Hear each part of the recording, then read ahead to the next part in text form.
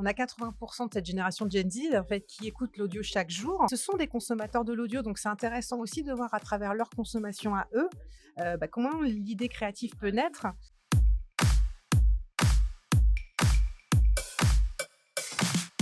C'est un exercice qui est hyper riche pour nos étudiants parce qu'ils sont confrontés à une problématique réelle face à des annonceurs, un jury de professionnels qui les réunit, le tout dans une organisation, un timing et un accompagnement qui leur permet de grandir en très peu de temps.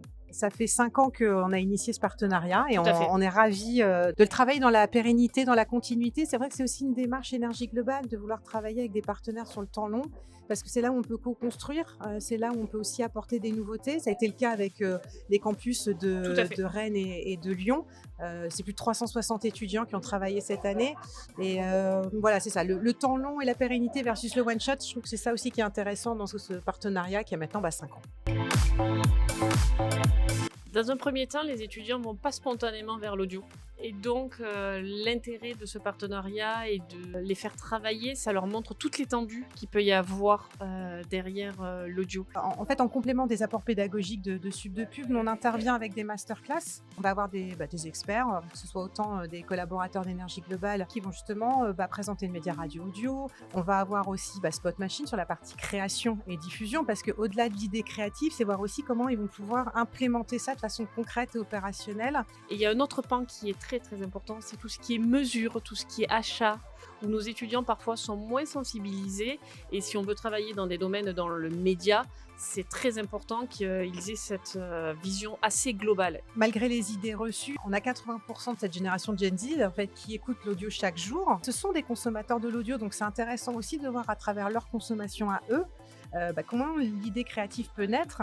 Et ils écoutent de l'audio, mais ils écoutent beaucoup de musique, c'est la première raison d'écoute de la radio d'ailleurs. Et ils vont écouter cette musique sur les plateformes de streaming, mais aussi sur les radios. En temps volume d'écoute, plus sur les radios d'ailleurs que les plateformes de streaming.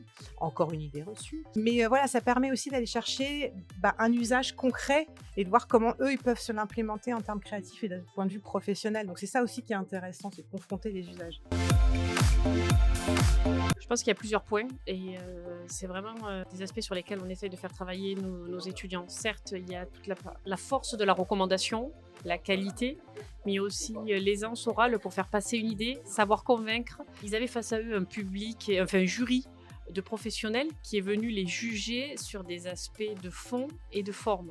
Et du coup, je pense que l'équipe qui a gagné, elle avait une recommandation complète et cohérente du début jusqu'à la fin et elle a su, avec un oral très convaincant, très structuré, très méthodique et pédagogique, convaincre le jury tout simplement. Je trouve qu'ils ont aussi une bonne gestion de projet. C'est-à-dire qu'ils ont la capacité d'aller chercher les compétences de chacun et de bien les orchestrer. Et ils ont tous une place en fait dans le groupe. On a rarement vu un groupe, et encore moins celui qui a gagné. On sent qu'ils ont tous participé en fait. Et le dernier, l'idée créative. On est quand même sur l'Audio Creative Awards. On est quand même sur la notion de créativité audio. Et je les ai trouvés très bons en créativité aussi, sur des terrains parfois inattendus.